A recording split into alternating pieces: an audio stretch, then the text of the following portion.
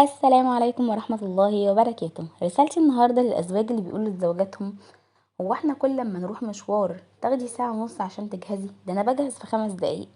اتفضل معايا أقولك ليه هي بتاخد ساعة ونص وانت بتاخد 5 دقايق.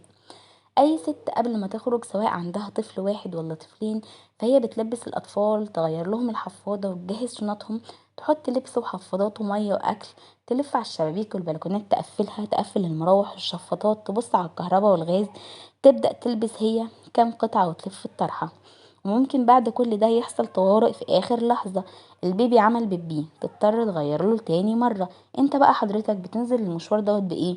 ببيجامة النوم وشبشب الحمام، وتسرح يا ما تسرحش.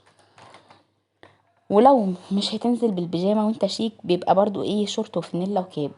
فهمت بقى هي ليه بتاخد الوقت ده كله وحضرتك بتاخد 5 دقايق؟ كان الله في العون. دمتم طيبين، وجزا الله كل زوج بيقدر.